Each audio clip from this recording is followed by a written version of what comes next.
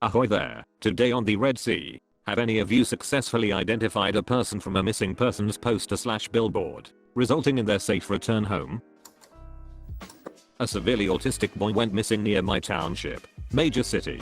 I saw it on the news at lunch and realized it was near my house. Well, they went as far as having a manhunt because they found some of his clothes in the woods a few miles from his house, and it was sleeting at this point. By the time I got home that evening, he had been missing for 36 hours and they were very concerned he would freeze to death. Once home, I realized someone had tried to break into my house. So naturally I started to investigate around the house. Finally went out to the barn and found a dog chain tied to the mower inside the barn. My roommate went to get a flashlight because it was so dark. I just assumed that some kids were being kids and tied the mower up as a prank. That's when we heard a noise, and like something out of a movie, we pan up with the light and that missing kid is sighting 2 feet from us in the pitch blackness of the barn, soaking wet and stark naked. Needless to say, we both screamed like girls. Needless to say, I recognized him and called 911. I guess he was on the verge of death from hypothermia. Apparently he used the mower to lock himself in the barn, and he had in fact been breaking into the house multiple times. He had an entire case of muscle milk, 2 pizzas, peanut butter, jelly, loaf of bread, potato salad, crackers, 5-gallon jug of Culligan water, pillows from my bed, cloths from my roommate's room, and some other random malarkey. We were interviewed by every major news network around. It was the most bizarre night of my life. To top things off, my GF calls me the next day in tears, laughing, and says, "I didn't realize you were dating someone else." I was confused and asked what she was talking about. She says, "Just watched your interview on Fox and they kept referring to you as the couple that rescued the local lost child. Apparently if you are in your late 20s or older and have a roommate that is not a woman, people assume you're gay, haha." In high school I was friends with a very sweet girl who was in a few classes with me. We tried to hang out after school, even have her meet friends at a school dance. This was the 80s, folks, and her father absolutely refused to let her go anywhere ever. Outside of school she was on total lockdown. It was very sad, but I just assumed he was a religious zealot or something. So one day I go to English class and she's gone. For days, then weeks. Turned out that a classmate of mine had seen a much younger photo of her in her mom's magazine on a page of missing children. She very quietly brought it to school and if this was her, it was. The school and police snapped into action. Turns out she had been stolen by her father, probably a custody case, and was eventually returned to her mother after years of not knowing why she could not see her mother or go anywhere. So there you have it. A child returned safely from having her missing persons photo in a magazine. I'm an IQ nurse and got a very interesting patient one day. She had been running in midday 100+ June heat in Houston and had suffered a massive stroke. It was unclear how long she had been unconscious before she was found. On her person was only a house key safety pinned in her sock. Many of my coworkers assumed she was homeless, but I knew immediately that could not be true. She had gorgeous flawless skin and amazing dreadlocks. Not matted messy dreads, but lovely long cared for dreads as well as some pretty gorgeous ink. Plus I do not know too many homeless people who run regularly. As days turned into weeks it became obvious my Jane Doe was dying. She had uttered only one sound when she was found originally before never waking again, Stevenson. My opinion was that must be her name. The thing is, privacy laws, HIPAA, had my hands tied. Finding her family before he died would be difficult. So I put my nursing license on the line and called the local police and described my beautiful Jane Doe. No reports matched her. The next day I guess the cop I spoke to was haunted as well by this quest to identify a dying woman and sent me a picture of a missing woman who was reported later that day after I had called. It was my Jane Doe. I called administration and they were not sure, but they thought it might still be against HIPAA to identify her. Screw a nursing license. If HIPAA meant I could not reunite a dying woman with her family, then I did not care to follow it. I positively eyed her and her family came. All she had was her son and ex-husband. Her son had been at football camp for a month and returned to no one waiting for his bus. No mom at home. His name was Steven. She was not saying Stevenson. She was saying my son. Steven. She died 2 days later. As it turned out, she was a devout Buddhist and the day she died, monks in orange robes carried her body out. Steven thanked me for giving him the chance to say goodbye. I was not fired or even yelled at. I have told this story before on here, but I'll tell it again. I was one of those missing children on the posters. I was taken from my dad by my mom after an ugly divorce battle. I was missing for about 3 years. The only reason I was found was the principal at the school my mom put me in. Saw my poster. He reported it to the police, and I was returned to my dad. Of course there is much more to this story, but the point I like getting across is, although these posters are not the most effective most of the time, the few times they work, it's a person's life that's being saved. No, my mom would not have killed me, but she was on drugs and a severe alcoholic, and put me into many horrible situations as a 4-year-old. My friend locked his brother in the closest and forgot he was in there, and he was reported missing for 10 hours until he remembered again. When I was little, my family and I were at the beach when one of those announcements came on about a missing girl. We decided to take a walk down the beach, and sure enough we find the little girl playing in the sand. So we bring her to the lifeguard station. Turns out her name was Treasure. My mom never gets sick of telling people we found Treasure on the beach.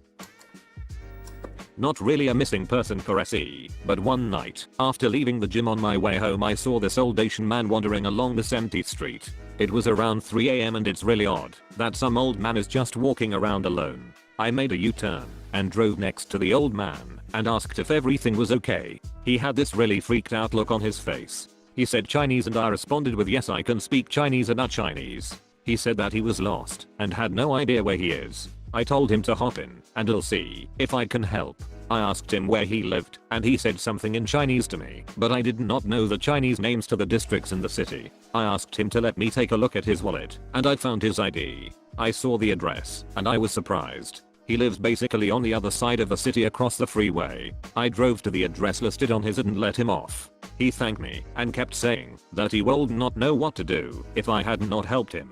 He opened the door and went into his house. Before I could drive off, a young woman emerges from the door the old man went into. She walks up to my car and asks if I was the one who brought her grandpa home. I said yes. She started crying and said he had been missing for almost a full day and thanked me for returning him home safely. The old man had apparently fallen asleep on the bus on his way home. The bus dropped him off at the last stop, which was in another city. He was supposed to get off at the last stop before the bus hopped on the freeway. Since he could not speak English, he could not tell the bus driver that he does not know where he was at. He was scared to wave down police and to ask random people for help, so he just picked a direction and started walking and hoping he would see something familiar or someone he knew. He got tired and fell asleep on a bench inside someone's yard. He woke up and continued walking until I picked him up and returned him home. He was actually walking the complete opposite direction from his house. Needless to say, I felt really good that night and ate some pie.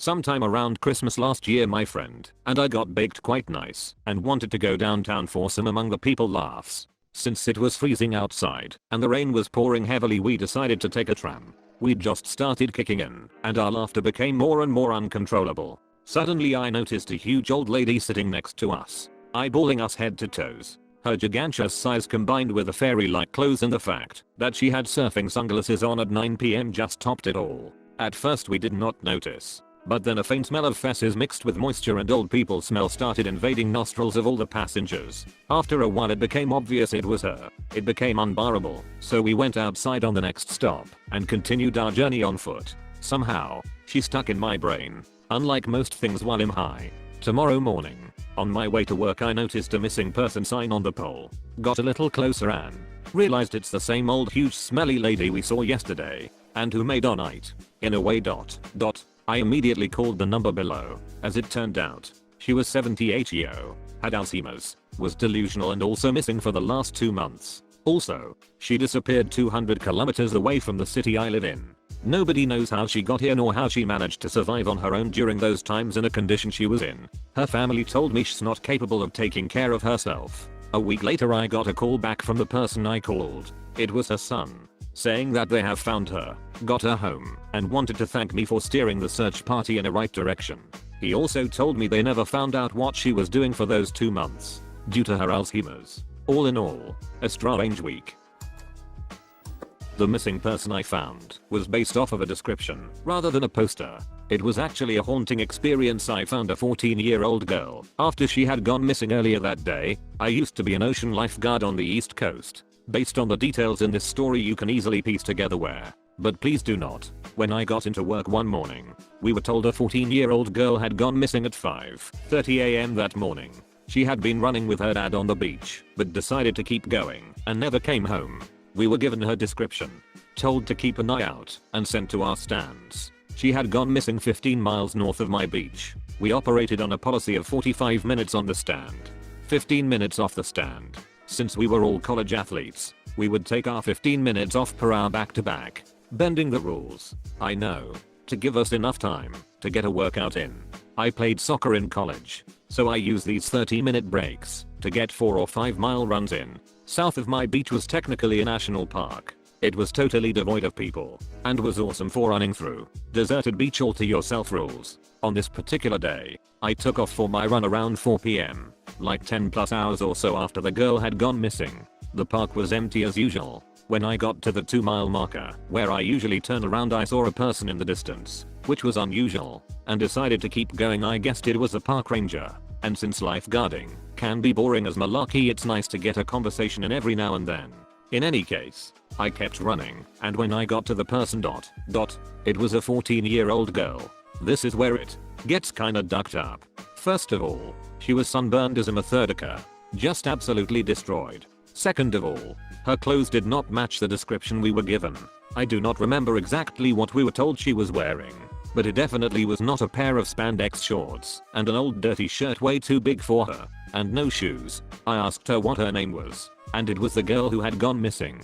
I do not really remember what I said to her while we were walking back to my beach. I just remember her silently walking while I talked. I also remember feeling physically cold. I don't know, I was just cold. Even though it was ducking hot as malarkey in the middle of the summer. I walked her back to my beach, left her with my beach lieutenant, a super nice early 30s school teacher, and went back to my stand. I was never given any detail on what actually happened after that. My beach LT claimed she was never given any info, and I was not about to pry. My best guess is that someone picked her up in the early morning hours on the beach and ended up dumping her in the park south of us. I was just the first person to run into her while she was trying to walk back to civilization. Malarkey sucked. I once saw a news report about this kid that wanted to test the effectiveness of these posters for a school science project. I believe he created a missing child poster for himself. It included a color photograph with a complete description, telephone number, etc.